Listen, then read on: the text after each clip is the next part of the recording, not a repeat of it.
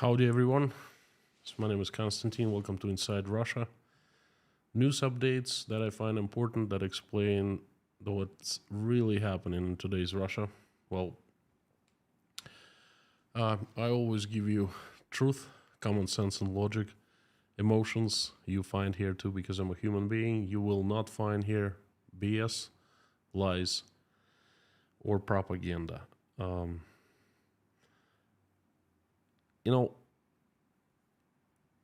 Every stream I open with saying that this is where usual Russia is explained by the unusual Russian. That is me. Well, the more I learn about the situation in Russia, the more I get surprised and shocked, the more I see craziness that is coming out of Russia. It really throws me off. I understand that everyone and anyone who wasn't born or raised in Russia, looking at this crazy news coming out of the country, wondering what the heck is going on there. You know what? I was born and raised there, and I'm myself wondering that same very same thing. I do not recognize my country, and I see it's morphing into something absolutely different. The country that I loved, the country that I cared for is no more.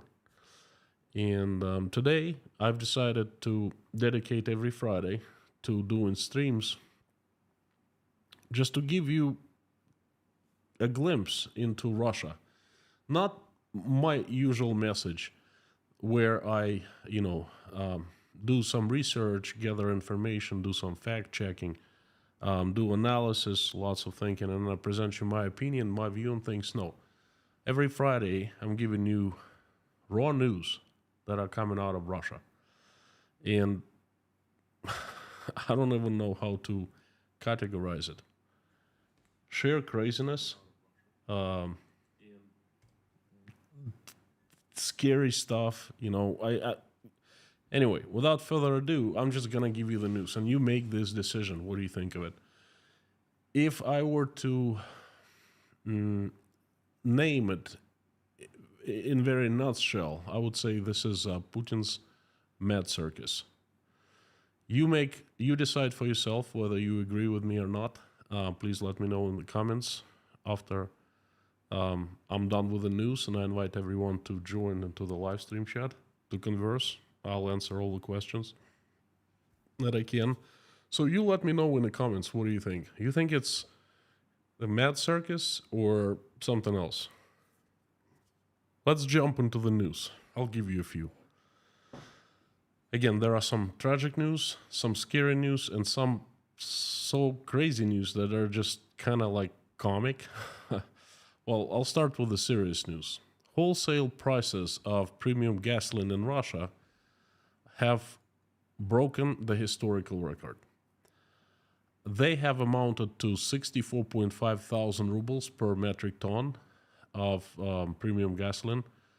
That is 1.4% higher than the previous day, yesterday. That's the kind of dynamic that is raising. The data comes from St. Petersburg International Commodity Exchange.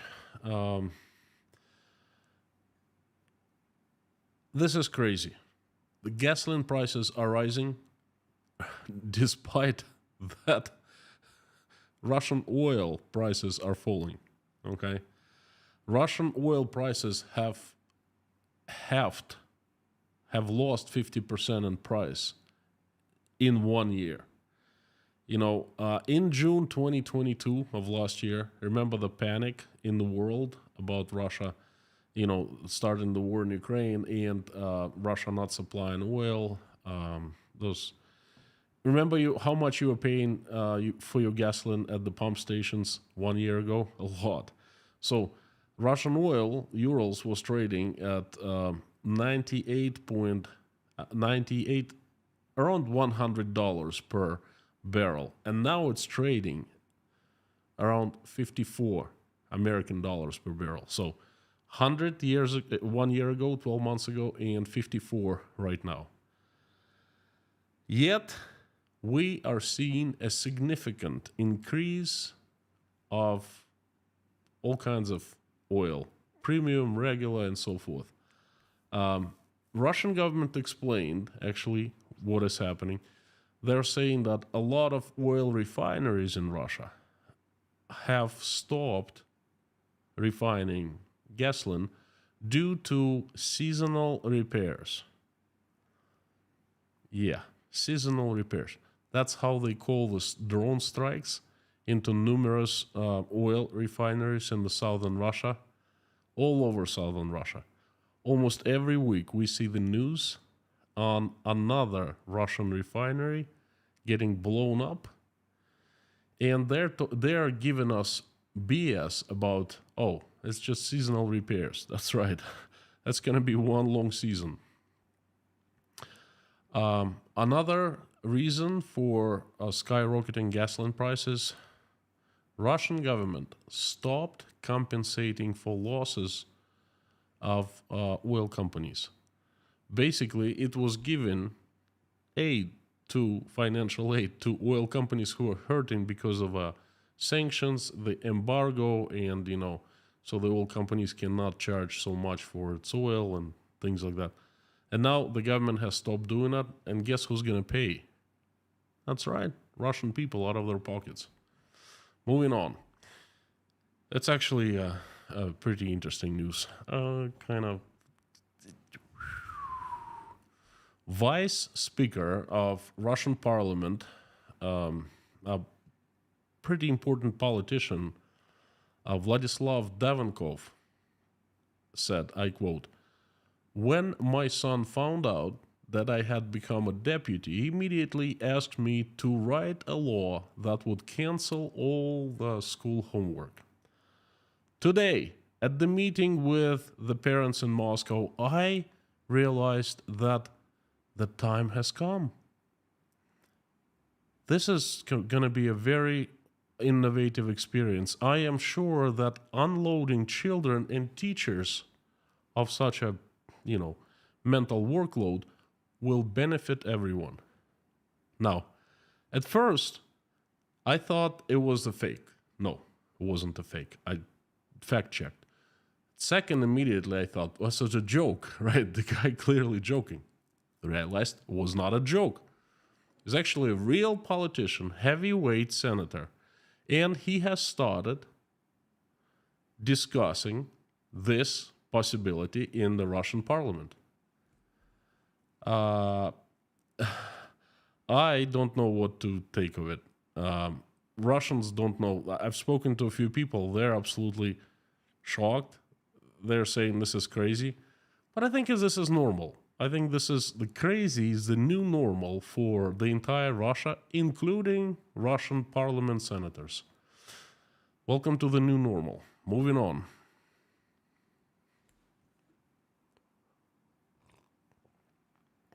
Let me quote another Russian powerhouse senator, Alexei Zhuravlev. Well, I'm not going to quote him, actually. I'm going to tell you what he proposed. He proposed to introduce court-martial, a simple placing a person to a wall and shooting him, to introduce this procedure in relation to military personnel who voluntarily leaves their units, deserts. Zhuravlev considers the introduction of execution for military desertion an effective method of increasing their motivation. If a person has a choice, and now I'm quoting the senator, if a person has a choice to fight or not to fight, obviously, person will not fight. Obviously, right? This is especially true for those who joined against their will, let's say, mobilized. Against their will. I'm yet to see a person who was willingly mobilized. But hey, continue. But sooner or later, we will come to this measure anyway. Sometimes I wonder what kind of place Russian parliament, State Duma is this a nest of bloodthirsty maniacs, or just simply people with schizophrenia or crazy, or just bad people? After reading this, I started remembering, have I recently seen one good law, one good initiative from any of the Russian parliamentarians, senators? No. No, it's just crazy news like that keep on coming out. But hey, think of the previous news. This is the new normal, the crazy mad circus. Moving on. Drones attacking residential buildings in Moscow. Today there was attack in Voronezh. Voronezh is a large city right in the middle between Moscow and Rostov-on-Don, where I'm originally from. 1 million people live in Voronezh, and it was attacked by a drone today. The Belgorod region, province, has turned into a war zone recently. Russian voluntarily troops who are fighting on the side of the Ukrainian armed forces, Russian Freedom Legion and Russian Voluntarily Corps, they're walking around Belgorod region, they're roaming freely. Residents of Shebekino are in panic. I mean, I've covered that extensively in the previous streams. The residents of Shebekino are shot. They are appealing to the government to help them, and the government is silent. The government abandons them. Drones are circling over Russia in packs. And at the same time, the part of Kherson region, Kherson province, occupied by Russians, is drowning, literally. The Novaya Kakhovka Dam was destroyed, the hydropower plant destroyed. People are dying without being helped. The Russians are themselves, the ones who came to Ukraine, they're among those who are swimming right now. And a huge part of Kherson province, Russia announced it a part of Russia. So basically Russia has given up on its own people, not helping Russians in Kherson, not even saying anything about it. This is just so crazy, Meanwhile, Vladimir Putin today, well, at least not Vladimir Putin, but a person who looked remotely like Vladimir Putin. I don't know who he is. I would like to know, though. I quote, he said, from the point of view of security, the situation is stable. I would even say good. Everything is going according to the plan. That's what he said today, I kid you not. I don't believe that was Putin, but it was a person who they said was Putin. Looked somewhat like Putin. Now, once again, I hear it. Once again, all Russians are hearing it. Everything is going according to the plan. I don't even know what to say. At first I was angry. Later, I was sarcastic. Later, again, even later, I became utterly sarcastic. Now, I don't know what to say. I think what happened today when Putin comes out and says everything's normal and going according to the plan. And the situation is actually stable from the point of view of security. Tell it to people in Kherson province. Tell it to people in Shebekino, okay? How stable is that? Just go and talk to them, all right? So anyway, I think his words today, this person's words, I'm not sure if it's Putin or not, they just prove me by saying that Russia has become Putin's crazy mad circus. No more, no less. And this is the new normal. The citizens are the spectators. There's a large circus and there's tons of spectators. And on the stage, there's a freak show, the mad circus, okay? So moving on. No, before moving on, I'm thinking perhaps he's just has lost his marbles. Perhaps he's just sitting somewhere place very safe, very dry, very nice. He has plenty of food. I don't know. Perhaps he's like he has performers in front of him, performing him every day, or some little like in-house theater, or movie theater, watches movies from morning till night. And perhaps he doesn't know anything what's going on. Does he even know that what's going on in Belgorod right now? Does he even know what's going on in Ukraine? I mean, perhaps everything is stable and normal in the bunker underneath the ground somewhere place, Certainly not in Russia. Moving on. Oh, it gets better now. After the speech he made about the stability and everything going according to the plan, for the first time, Putin, or a person who appeared to look like Putin, he spoke of, he admitted that there's an offensive in Ukraine. According to the president, we can say that the offensive has begun now. Oh, look. I go in front of the camera live every single day. And I told you 3 weeks ago that the Ukrainian counteroffensive began. About 2 months ago, I told you that it was going to begin soon. And Vladimir Putin has just realized that Ukrainian counteroffensive has just begun.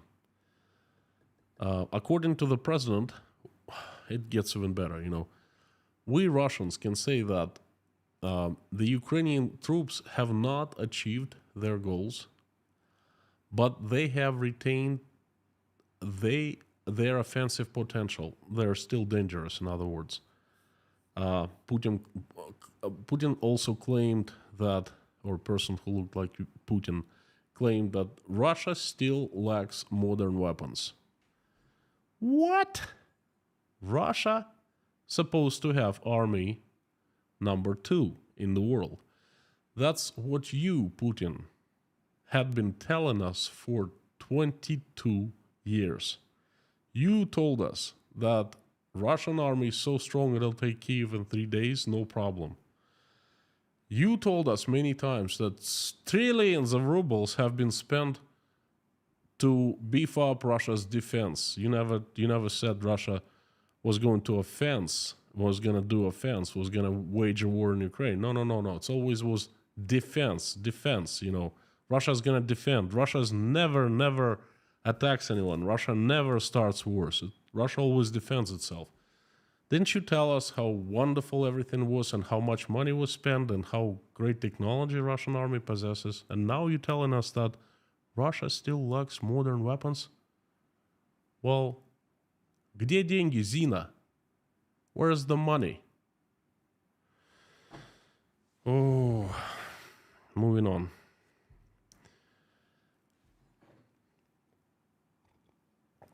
This news right now, it would have been funny if it wasn't so sad. Listen, in Tyumen region, that's far east of Russia, in the Tyumen region province, the capital city of Tyumen, the families of the killed people who were mobilized earlier this year were given tickets to local circus. At first I thought it was a fake, but it's not. Families whose husbands and dads were killed in Ukraine, as a compensation, were given tickets to the circus.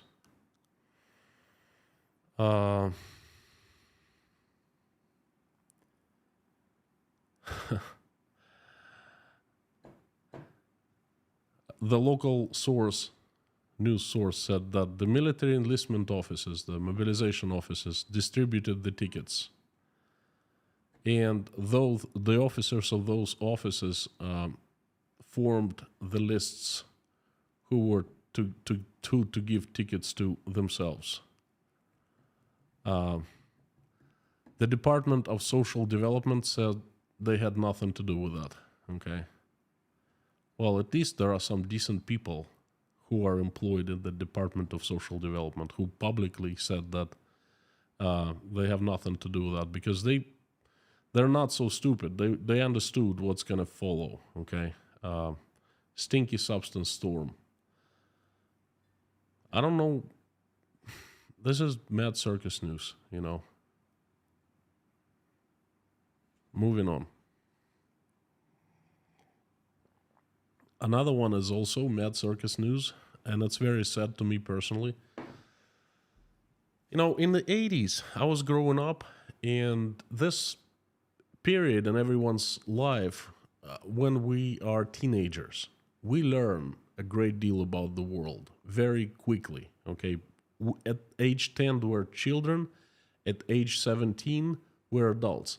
So in those years, we get concentrated knowledge at school, you know, and school teachers help us. And I am actually very happy that I was going through school from 1983 through 1993, because my older school years, my teenager years, they happened to be at the time when Russia, Soviet Union started opening up and information started flowing freely.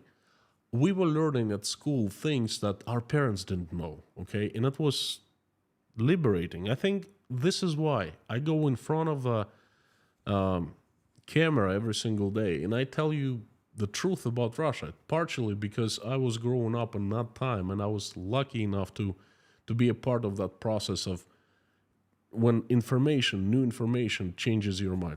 Although, you know, I'm one of the very few Russians who actually have same position. You know, there are many other Russian kids who are going to school along with me, and they're completely different. They support the war. And so anyway, one of the things we learned was the terror that Stalin rained upon Russian people, Soviet people, back in the 30s and the 40s. And it was incredibly important knowledge, but it hurt incredibly bad because we were learning the true side of our country, okay? Through history lessons, through our teachers, and even through the books. We started reading Forbidden Before books by Solzhenitsyn, for example. You know, that guy gives you like it was. And we learned about how terrible Stalin was, how bloodthirsty vampire he was, and how many millions of Russian people at his order were killed. Now, those who were killed, the victims of Stalin repression machine, their names were cleared, and the names were honored for a long time, for the last 40 years. It started in the 80s, and it continued until recently.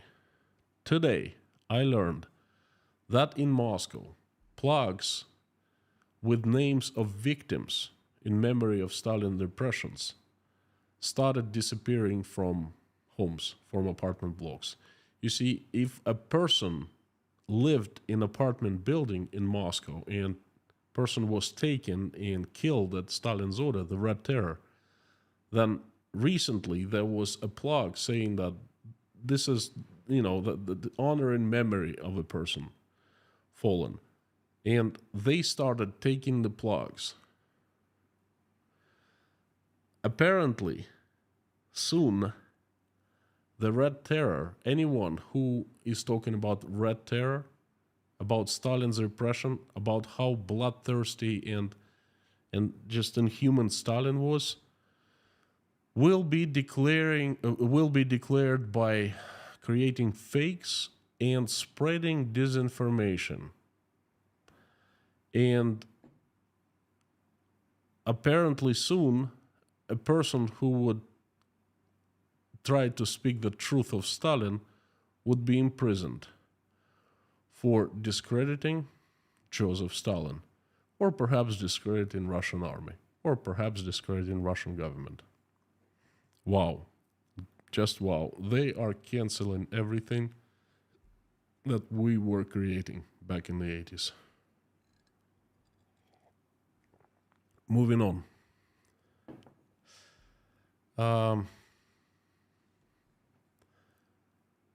Believe it or not, this is not tragic news. This is inhuman news. I find it absolutely inhuman. I watched a couple Russian propaganda channels. There are calls on Russian state propaganda channels to bomb the dam above Kiev, to bomb the hydro plant that is above Kiev, and flood Kiev. These people also say it was not them who blew up the dam of Novaya Kakhovka, okay? But at the same time, they call to blow up the dam that is above Kiev and flood Kiev. No comments. I don't know what to say. Please forgive us, Ukrainians, you know. Moving on. As you know, and I made a community post, I think day before yesterday, that Vladimir Putin personally ordered to return technical drawing into Russian schools and universities. Technical drawing. You have a huge piece of white paper. You have special, I don't know what English words, sorry. These things you make circles with, and rulers, and then you have pencils, and you actually draw, okay? It's not done in Russian schools anymore because we have computers for that. We have AutoCAD. Well, surprise, surprise, Autodesk decided they don't want to supply Russians with their software, and there's no AutoCAD, at least legal AutoCAD in Russia. So Putin decided to bring the technical drawing into the schools. He made sure he signed the executive order himself. And there are some people who, I would say perhaps scumbags, some politicians, who say that Putin does not make decisions about the daily shelling of peaceful cities in Ukraine personally. They try to take the blame off his shoulders. They're saying it's not his level. Okay, he's the president. He's up there. He makes decisions of a cosmic scale. Oh, come on, shelling, that's probably the generals, even not the generals, but lower officers, And the Putin doesn't know about the shelling of residential buildings in Ukraine. But it's the same people who are saying that Putin ordered the return of technical drawings to schools, and that is his level, right?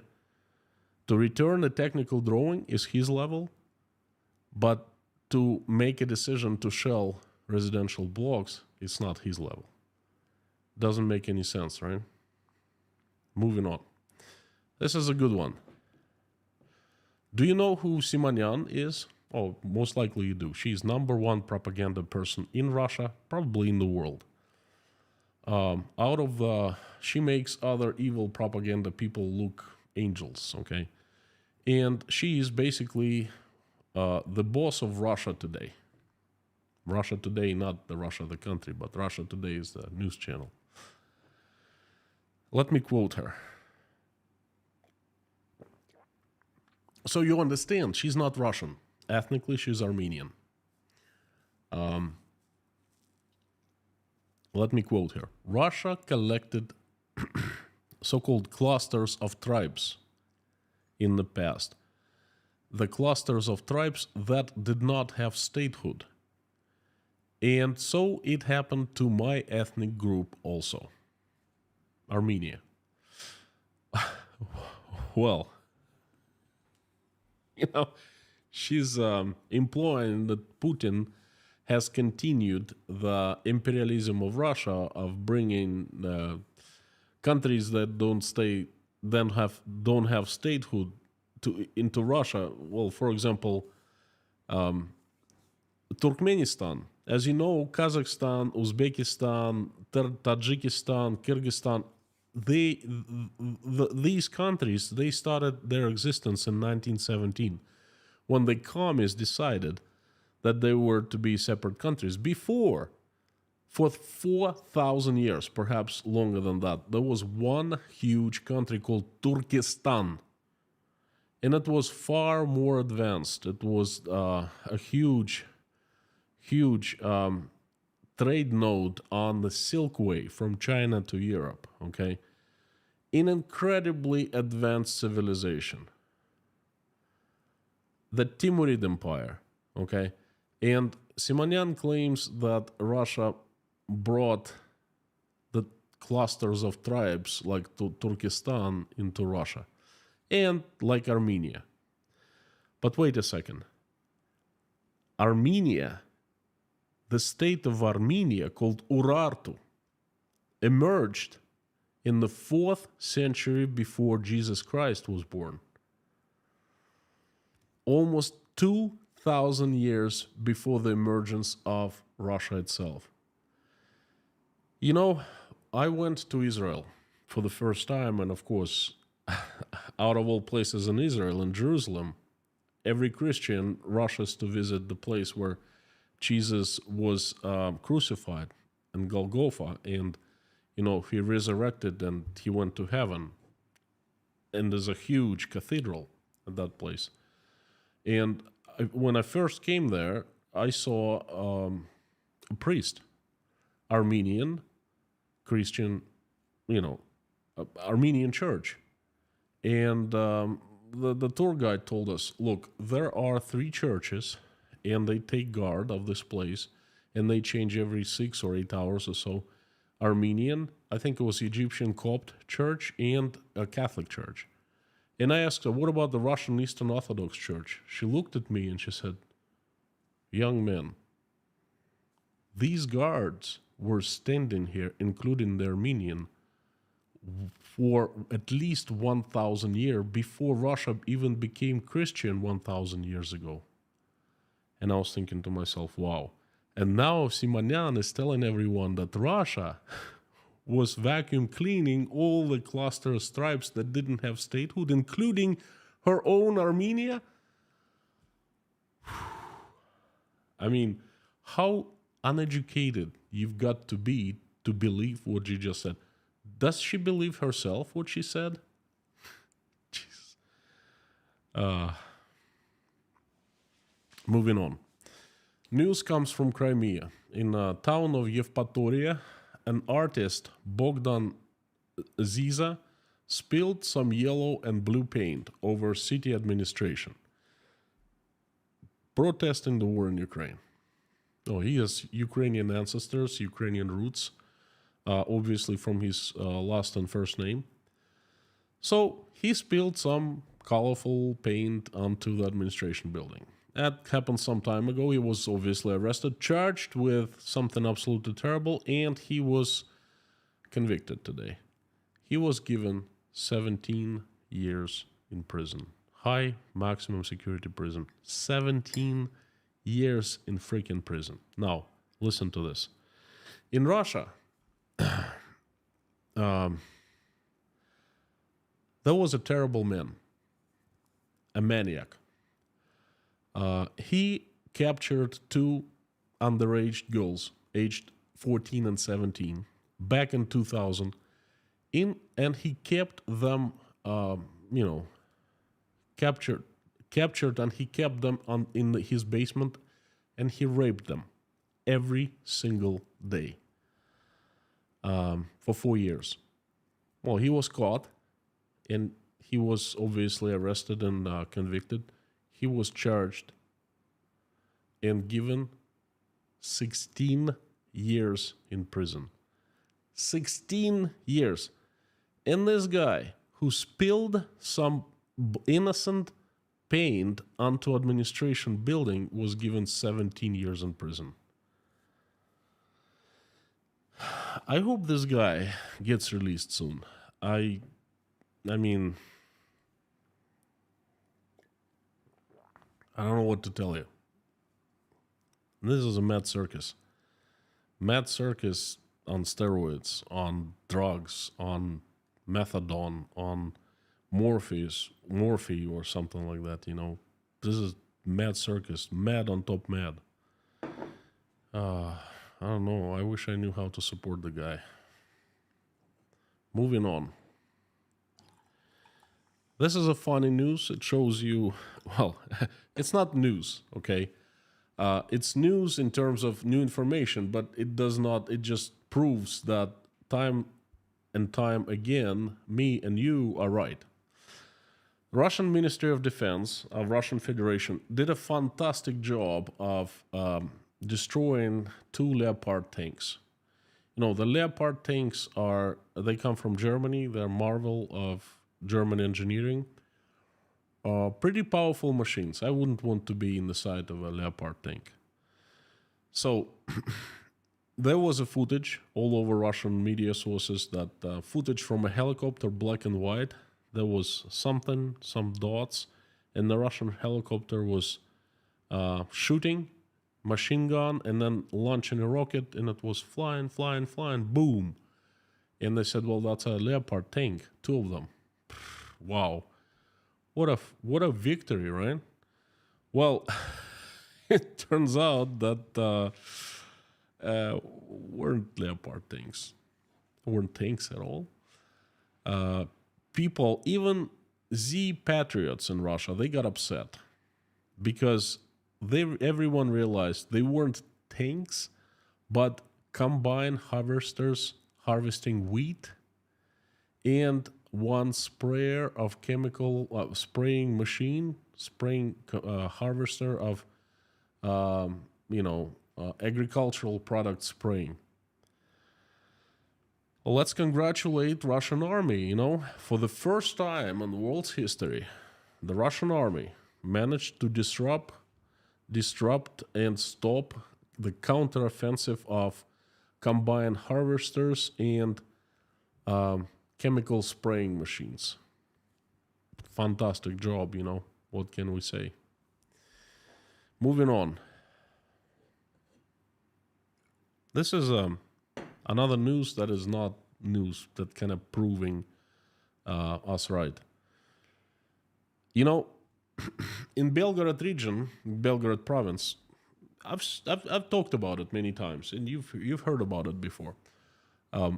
Russian governor decided that he needed to beef up the defense of the province. So he announced that the budget of Belgorodskaya region or province, or perhaps it was federal budget, was allocating 10 billion Russian rubles, which is about 110, 120 million American dollars. That's a lot of money. So that money was being allocated to create a mega indestructible, powerful defense line called Dragon Teeth. And they actually spent all the money up to last ruble, and they built this incredible defense line.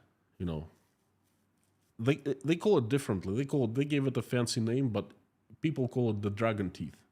You know exactly what I mean. You've seen the pictures.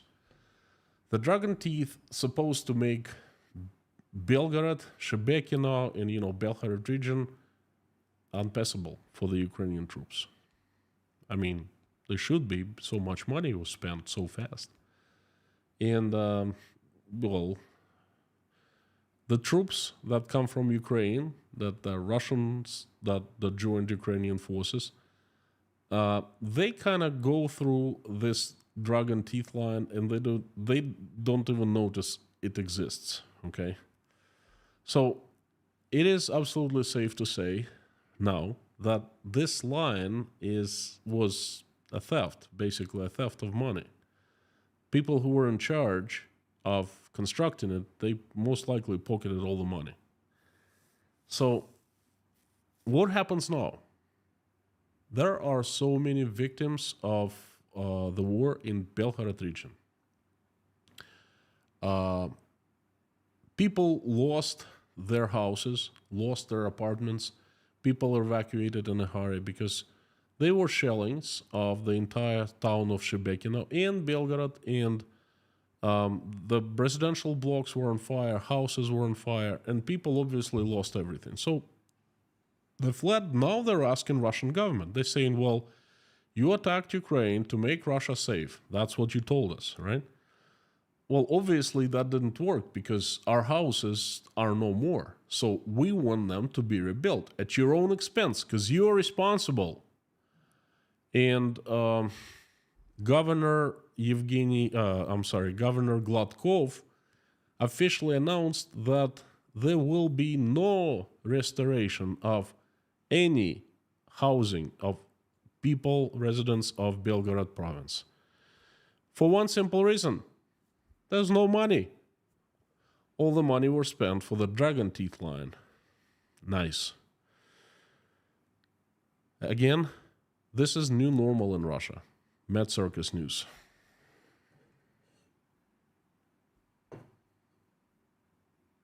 And another Mad Circus News comes out of Belgorod. This is insane. It's actually more funny now. Local residents have been reporting that local men from Shebekina, from Belgorod, from the province, are being gathered in the city of Belgorod and the local towns to form a local defense under the pretext of protecting the motherland in the upcoming offensive of armed forces of Ukraine. I'm sorry. It's been a long day. An upcoming offensive of the armed forces of Ukraine. So basically, they gather in people, they give them summons, so they form some kind of local defense militia, to protect themselves from the coming Ukrainians. Well, I have one question. Where's the regular army of Russia? Where's the army number 2 in the world? Can't you call them to come to Belgorod and protect it? It's kind of strange, don't you think? So Belgorod has no army, no protection, and they're gathering people to protect themselves. Yet Russian army is where? Can anyone explain me why Russian army has fought for Ukrainian town of Bakhmut for 11 months, wiping it off the face of the earth completely, razing everything, nothing lives there anymore, and losing, I don't know how many soldiers, 100,000, 200,000, 50,000, they're just simply not telling us. So how come they have been trying to get Ukrainian Bakhmut so hard, yet they're not going to defend their own native Shebekina town? Can anyone explain me this, please? Because I, as a Russian citizen, do not understand. Moving on. Well, this is actually pretty disturbing news. Russian Parliament, State Duma, is studying the possibility of a new secure internet protocol and law. Yeah. No more, no less. Now, so you understand how internet works in Russia. Before, all you had to do was to go to a local internet provider who had access to your apartment or a house and, pay money, and they would put a wire into your apartment. They would give you a router, or you would have your own router, internet router, and you'd start using internet. They didn't take any information about you, who you are. All you had to do is to pay. And internet in Russia is real cheap. From $10 to $20 per month buys you very, very high quality, high speed line. Now, later, I'd say 15 years ago, they made a law that in order to become an internet user, you had to provide your passport information. So that way, KGB started having access to the data that, You search, you go through, you download, you upload, and so forth. That law took years to actually become in effect, but recently, in the last 3 or 4 years, without your passport, they will not give you internet. But now they want to make another step towards tightening this regulation. A person, an internet user, will be given a unique code through which the Russia's security forces, KGB, will always be able to find traffic that person, uses. If you are an internet user in Russia, in the near future, you will not be able to log into any account without such a code. You'd be given a personal code, and you would completely lose any anonymity that has been left in Russia, and not much of that. You will not be able to use VPN, you will not be able to use the darknet, and so forth. This is not good. Moving on, the last news for today. That also concerns cyber security, cyber freedom, I'd say. Russian Parliament, State Duma, called for the creation of legal Russian file sharing servers and websites that would host sanctioned content. In other words, pirated content. In other words, movies, music, computer programs, computer games from the unfriendly media corporations. And who are they? Well, all the corporations that are not in Russia, because Russia does not have any friendly countries anymore. It only has unfriendly countries all around. The authors of this initiative, the senators of Russia's Duma, Yana Lantratova and Mikhail Delyagin, sent a proposal to the Russian government, Russian State Duma administration, with a request to consider possibility of launching legal Russian free file sharing services against the background of the withdrawal of Western corporations from Russia and their introduction of restrictions on the distribution of content in Russia. The deputies refer to the data of opinion polls. According to them, more than half of Russians support the idea of using pirated torrents, and the senators consider that using pirated content, pirated information, pirated products is a fair decision as a return, in the face of the international sanctions. So Russia does something absolutely terrible to Ukraine, and the entire world reacts. It cuts off Russia off its products, software, movies, music, you name it. And now Russians come up and say, well, it's not fair. We must create free services within Russia, sponsored and maintained and paid for by the Russian government, Russian taxpayers, really. So all the pirated content, pirated movies, music, the programs, software, they will be for free use for any Russian citizen who logs into this state-sponsored and paid-for pirate servers. I'm also trying to... The news before about making Russians not be able to use internet anonymously, it's very evil, but I understand that news. I mean, I know where Russian government is taking us to. But this news right here, I do not understand. Well, how about this? How about we start using stolen movies, stolen music, stolen, programs? Lots of people spend lots of their time to create music, create movies, create products and sell them. That's called capitalism, free market, right? But no, Russians saying, let's steal them and use them for free. How about we start stealing things from Russian stores and just taking them into large markets and saying, that's free for you to take. Anyone, please take. How about we go to bazaars and not start stealing food from farmers who, grew that food with their own hands and saying, hey, that's not for you. It's free for everyone to take and eat, How about that? It's definitely crazy.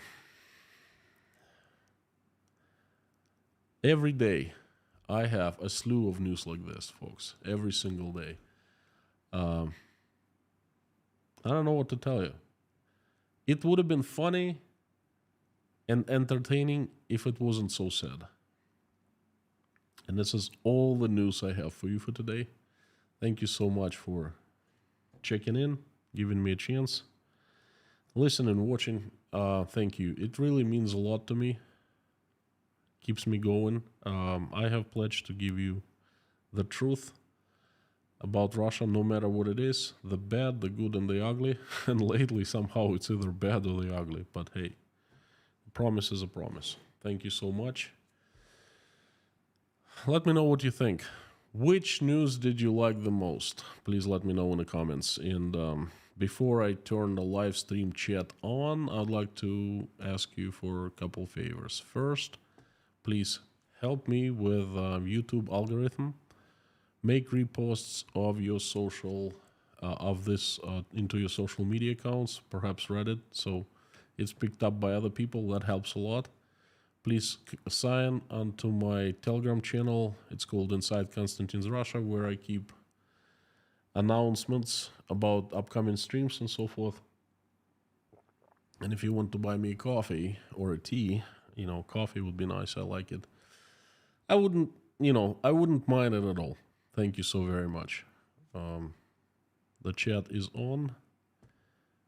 Thank you for coming. Today is Friday evening, Friday night for me, and TGIF. There you go.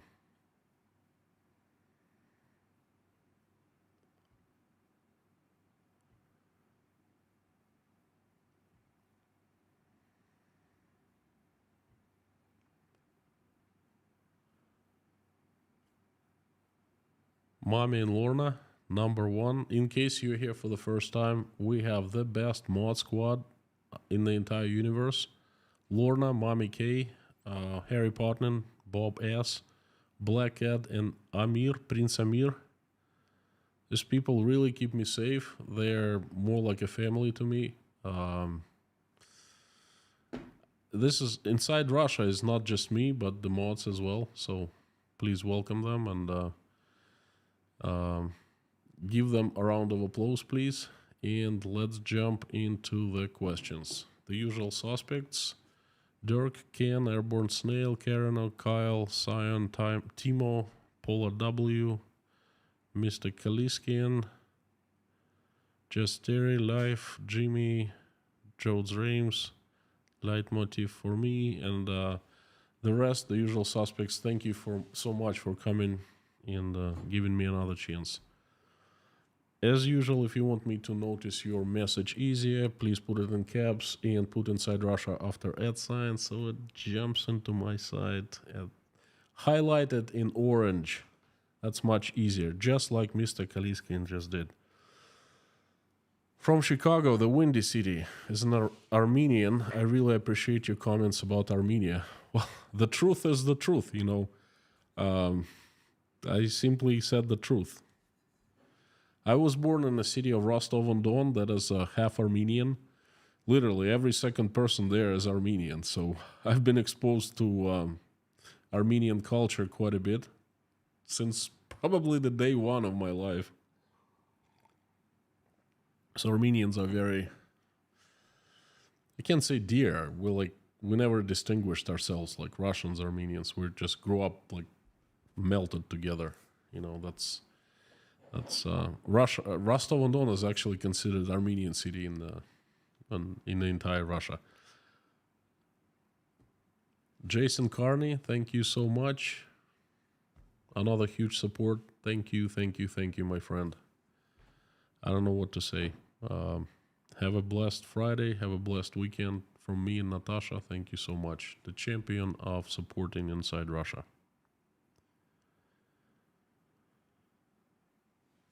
Silas Larson. Is the purging of evidence of Stalinist atrocities to improve Russian historical self-confidence? Or is it to avoid having it become a comparison with Putin in the present and future? That's a really tough question. Could be either one, or could be both. They both make sense. Not like they're not good, but they make sense. What they're doing makes sense. If they want to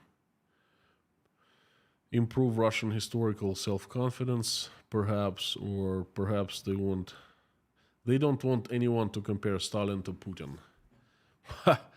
You know, it's been done. You can't really unsee things. You can't unforget, no, unremember things. You know what I mean? What's done is done. Ogi1, thank you so much. No message, but this message is fairly powerful. Thank you. Jason Carney, thank you so much for sponsoring 5 people sponsorship, gifting them sponsorship of Inside Russia. By the way, all the sponsors, courtesy of Jason Carney and everyone else, and just sponsors about sponsorships themselves and patrons, will be able to participate in a private live stream tomorrow, Saturday. I do that every Saturday, 9 p.m. Tashkent, noon at Standard Eastern Time, New York and Boston, and 9 a.m. Los Angeles. This is just for sponsors and patrons only. My way of saying thank you so much for supporting. Please come back. It's usually fun. I don't speak of bad things, heavy things. You know, I try to keep the personal live stream chats lighthearted and speak of something good. So please, it's usually fun. We'll see you there. Stefan Baptist, thank you so much. Have a cookie without coffee. Not good for my stomach to have a cookie after midnight. It's not coffee, it's tea. It's English, finest English breakfast. I always drink English breakfast after midnight in Tashkent.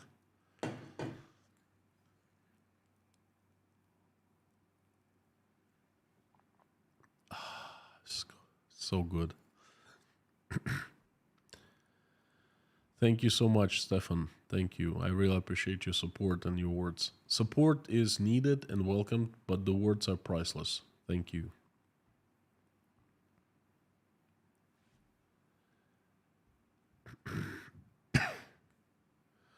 Cyan has just given the sponsorship of Inside Russia. Thank you so much.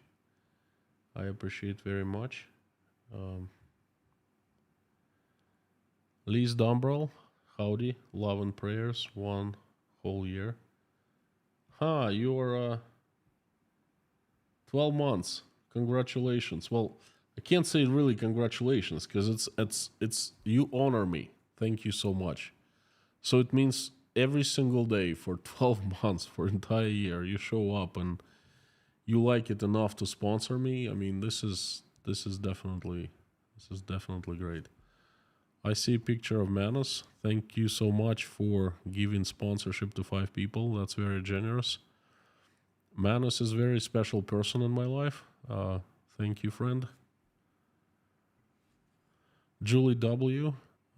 Thank you for sponsoring also 5 people. Thank you, Julie, the very usual suspect. And RW is a sponsor for 14 months. I've been thinking about that damn. Military, it was an ill-timed mistake.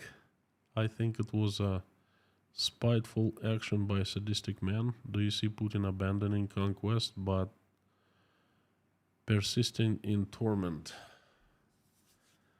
I'm not sure. First of all, RW, thank you for the question. Thanks for the friendship and support. I've been thinking about the damn. Militarily, it was an ill-timed mistake. I don't think it was a mistake because it has slowed down. It has made impossible for Ukrainians to cross the Dnipro River in that area from Kakhovka and all the way to the Black Sea. You see, so I think what the Russian I can't say that leadership. Okay, I don't know. I need a word for that. It's Russian clique or something. What they did was they kind of secured that part, make it impossible for Ukrainian heavy armor and troops, so they could throw more troops up north to defend other areas. Okay, to make defense more concentrated affair. Do you see Putin abandoning conquest but persisting in torment? I do not see him abandoning conquest because it's too complicated. He doesn't know what to do. He's under threat of Ukrainians offending, and all he needs to do now is somehow to save his face and to save his fate, to save his power. Okay, he doesn't know what to do. He's frantically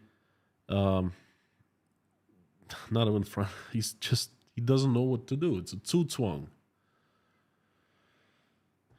Okay. Marek, thank you so very much. You also have gifted 5 sponsorships. Thank you, friends. Thank you very much. French Fry, appreciate support. Thank you.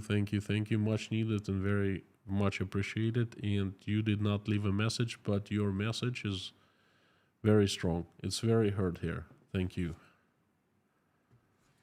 Caesars, the piece of news that struck me this week was that there's the Russian presidential election 1 year from now.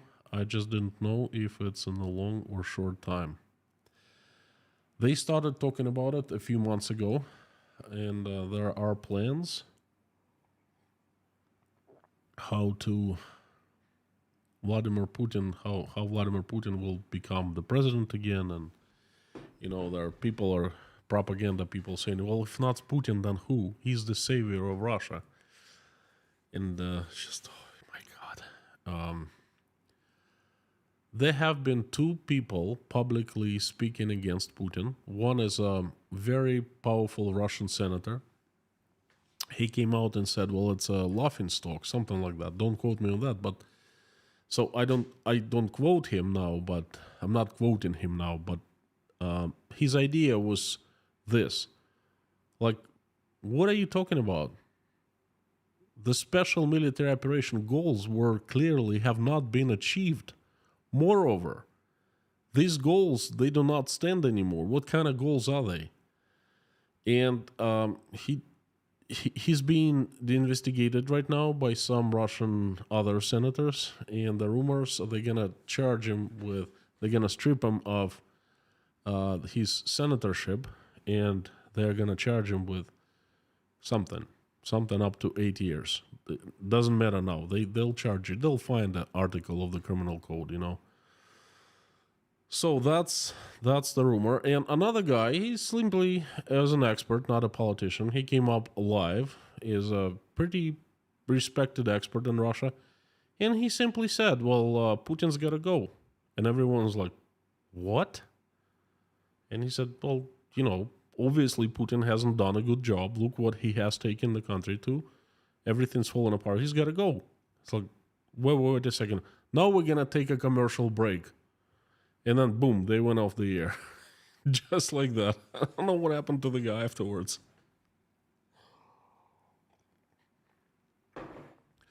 So, all in all, look, Caesars, I don't think that Putin's going to be the next president of Russia. I mean, I can bet he will not be the president of Russia.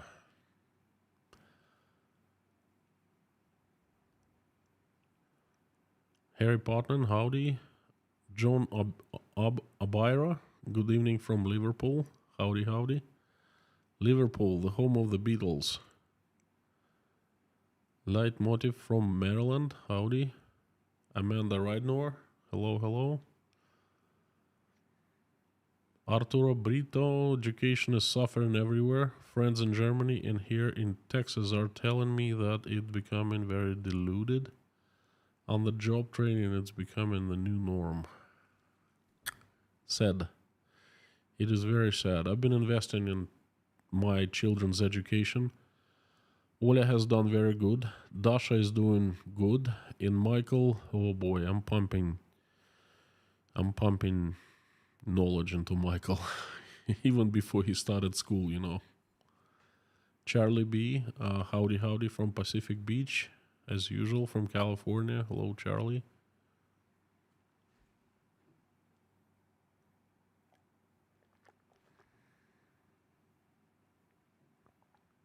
Barbecue time for Dirk. Not bad. Friday is a wonderful time for barbecue. Any birthdays today? By the way, I missed a birthday day before yesterday. This was birthday by of Eric Chase. I apologize. I saw it after the stream was over, so I owe Derek a song, birthday song. So I'm giving everyone a warning. I'm about to sing, so please. It's not for the faint-hearted.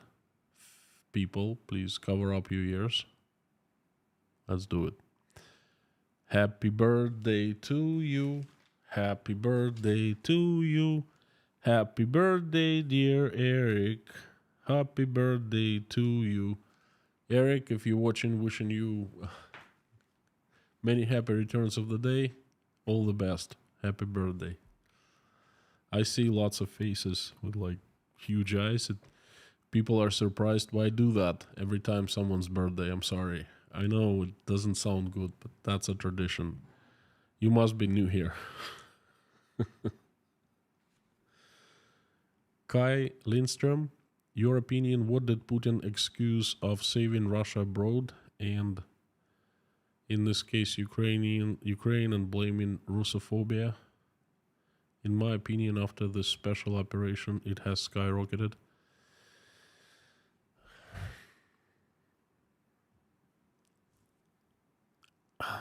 Very good question. Kai, thank you.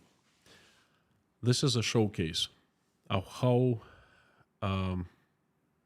misinformed you are about Russia.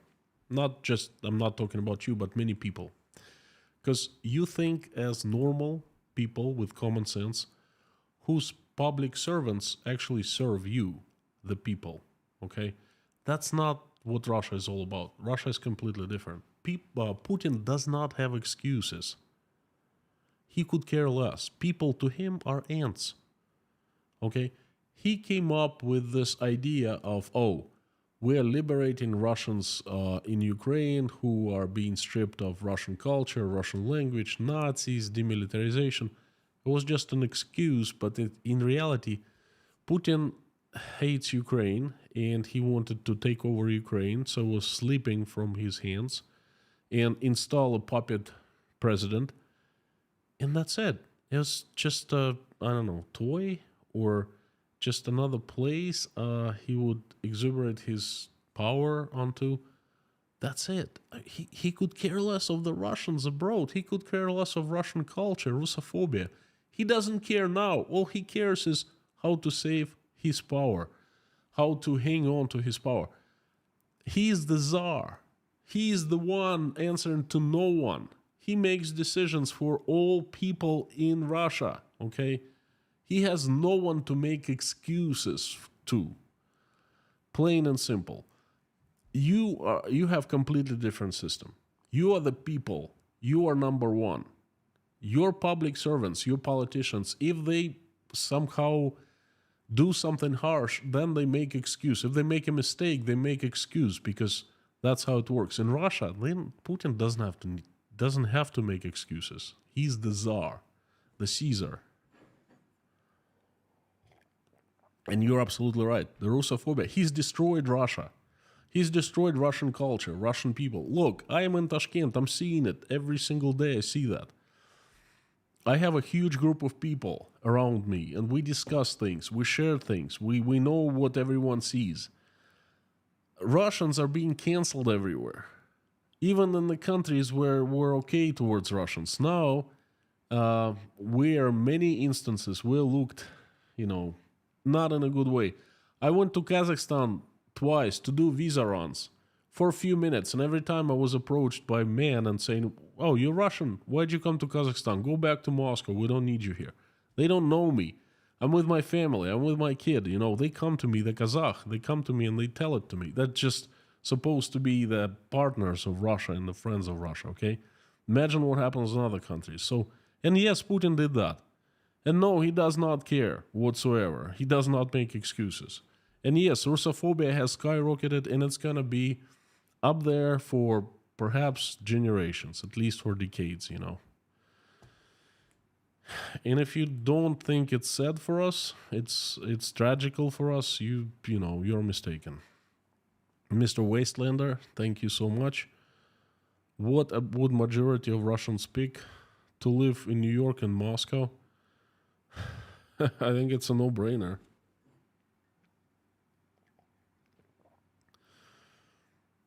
I think most would... actually, it is a brainer.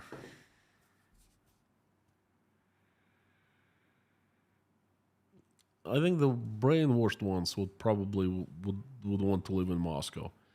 There are many people who now believe, who've been listening to Russian government, they believe that people in the world will kill them on sight, They want to take their lives. They want to take and destroy Russia. They want to invade Russia. And then people who believe that, they most likely wouldn't live in New York, wouldn't want to live in New York. But people here in Tashkent all want to live in New York,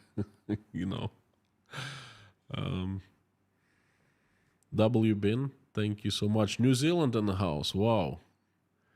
Very long way from here. Did you get that dam was destroyed on the day of ICJ claims against Russia hearing?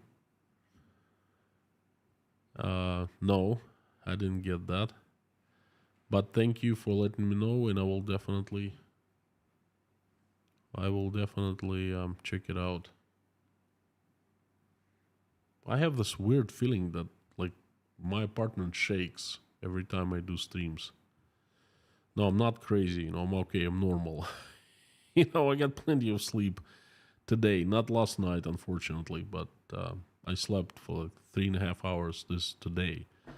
So, and a little bit last night. So I'm not hallucinating or anything, but it's very strange. Perhaps my table I'm moving my table and it's shaking. Not a good feeling.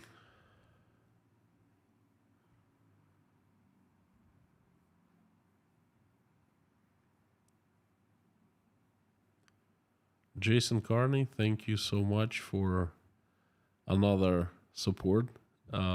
Piece of pie. Is that for the birthday boy, for me singing?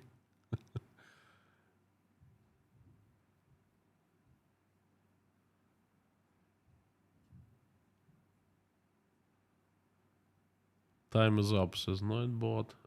Message was long, so that's why to me it seems like the discussion hasn't been long enough, but I understand.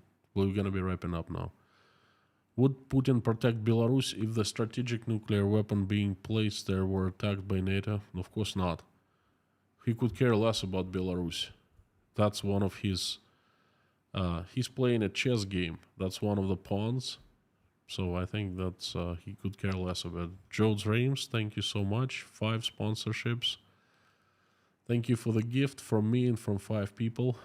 Thank you, thank you, thank you. People who judge people because of their nationality would now wear Z-shirts in Russia.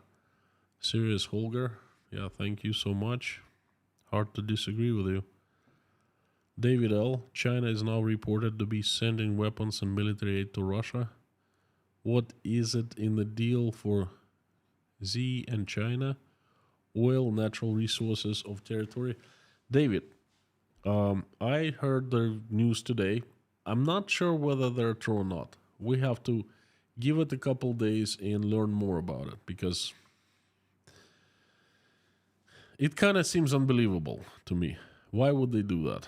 It's not in China's interests.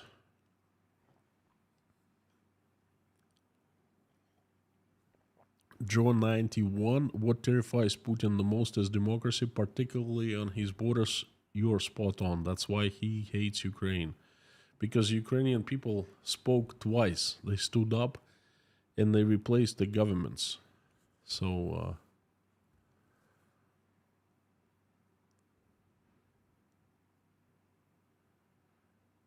Michael Martineau, thank you so much. Good message. Thank you, friend.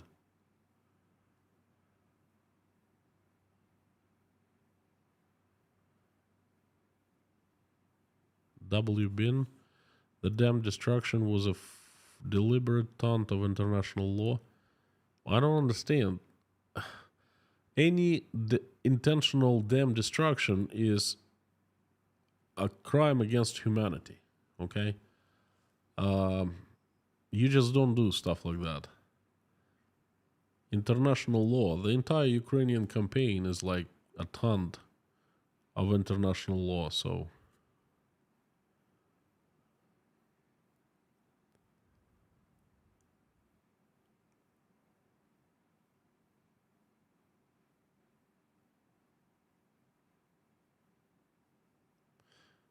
Alright, so friends, let's wrap it up for today. Please come back tomorrow for a private stream. According to the schedule, like I said, noon Eastern Standard Time, 9 a.m. Los Angeles. Hopefully Donna Olson will make it. And she'll tell us how things are in Beverly Hills. And noon Eastern Standard Time, and what is it?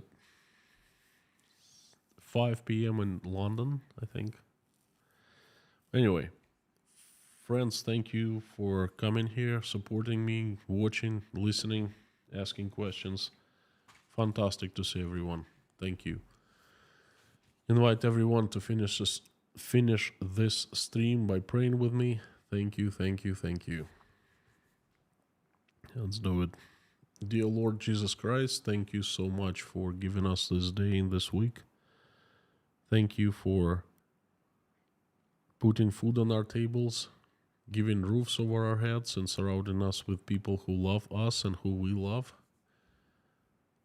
Please give us wisdom to keep the skies above our children's heads peaceful and raise them the way that when they grow up, they will make this place a better world and they will do a better job living that we have done. For now, please keep our children safe and healthy. Dear Lord, please help stop bloodshed in Ukraine. Reach out and touch the hearts and souls of people who are responsible and capable of making this decision. Fill them with love. Touch them the way that you know how to touch, so they wake up from their lethargic sleep and make this decision to stop the bloodshed. Please do it. Please help every single Ukrainian who has been affected by this terrible tragedy and answer everyone's prayers and make everyone's wish come true. Please send angels to Ukrainians so the angels keep people away from harm's way. Dear Lord, please help my country assemble the army of the strongest angels with sharpest swords and led by Saint Michael, so they come down to this earth and get rid of the demons that have hijacked my country. Have angels run Russia, have angels make it good, peaceful, loving. Have angels give Russians common sense. Dear Lord, please help everyone who is traveling. Send them safe travels, and the ones who are seeking for asylums, especially families, help them. Send help and good people their way. Please help the hungry, the sick, the homeless, the jobless, the depressed, the ones struggling with faith, the ones with low self-esteem, the ones in dire situations. Shine your heavenly light upon those people. So fill their hearts with love and surround them in your warmth, so they will feel better about themselves and about their lives. They will recover. They will find ways to improve their lives. They will get shelter. They will get food. They will get recovery. They will simply become happy again. Please do that. Shine your heavenly light upon them. Help all the victims of the flooding in southern Ukraine. Everyone who is trying to keep themselves safe.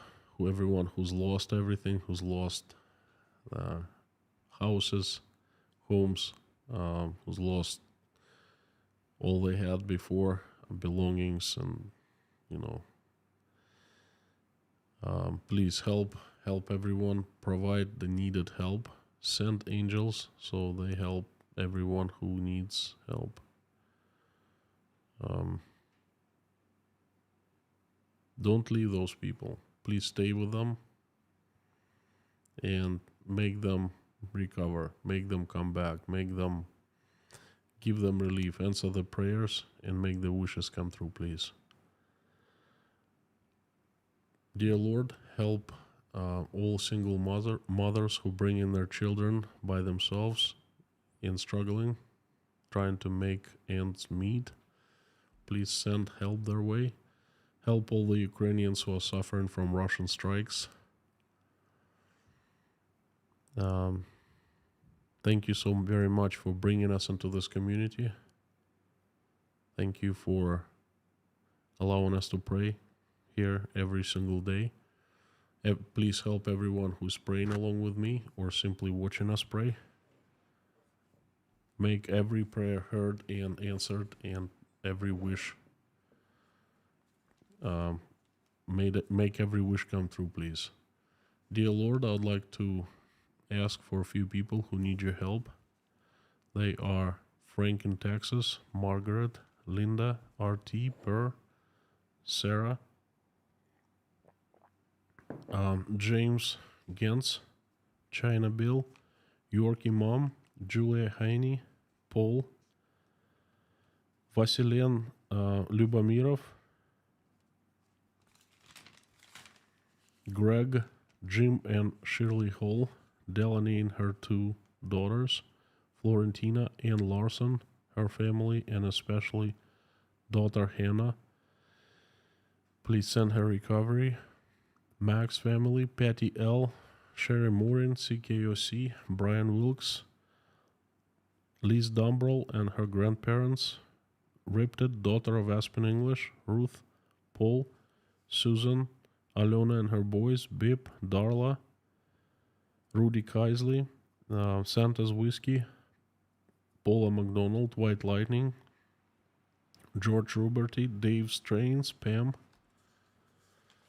Wayne, Shirley, Debbie, Finola, Lars Henrik and Lars Henrik's mother, the Highwayman, Essie from the Scottish Isles, Outlander and family, Choriz and family, David Porter and family, and everyone who's in Chernovtsi, Ukraine right now, Lars, Susan Marshall, Beulah, Buzz Salmon, Alvin's sister, Teresa D, Terry Carter, Joe and Lee McMahon, Meta Spencer, Deanna and her family, Bree's friend, Caroline, Albina Fell, Michael Yukon, Joel Life, Karin Vasseur, Pamela J, Daniel 9, Lindsay, Larry, Brittany S, Yelena, Natasha, Jake, Michael, Oля, Dasha, Sky, Bonnie, Svetlana, Karen, Michael Milkovitz, Paul Beans, Richard, Mallory M, Dirk, Linda, Terry, Richard Burris, Angelic at Life, and Skin Family's grandson, Randolph, Barb, Harry's family, Verlinda's niece, Ian James, Doug, Michelin, King Nero, Gaby Hyman, Donald, Deborah, Lisa's son, Jade, Kaltenberg, Allison Dave Moyers, Maureen M. and her sister, Mr. Hanson, Kayleen, Matt, Ashley and family, Mr. Dean Spooner, his church called Our Savior Lutheran Church, Lisa Cumrian, Jacob, Grace Philosophy, please send her recovery and help her wonderful family and granddaughters, Maggie, Vladislav and Sergey, Susie Mailer, Gina Wayfarer, AMS paramedic Liz, Lori Miles' husband, Sherry, Layla, Philip's mother, and Thomas Fall's mother. Asking for special children to send them recovery. They are Cadence, Maverick, Sebastian, Coulter, Theo, Muddy, Eva, Ansley, and Karin Vassur's niece. Please give them recovery and send strength to their families. Asking for all children in Ukraine who have been affected by this terrible tragedy, who are in dire straits right now due to the flooding. Please help. Don't leave them. Provide the help you know that they need to be provided. Please do that. Asking for children who are all children who are not feeling well. Please send them recovery and send strength to their parents. Thank you, dear Lord Jesus Christ. Amen. Thank you, folks. Thank you for another stream, for giving me a chance to speak and to share my message with you. You're absolutely awesome and you rock. You're the best community on internet. Please keep coming in for more updates like this one. And the next one will be Sunday. Tomorrow there's private stream for sponsors and patrons. And before I leave today, I would like to ask again everyone to say along with me the usual: Carthago delende est.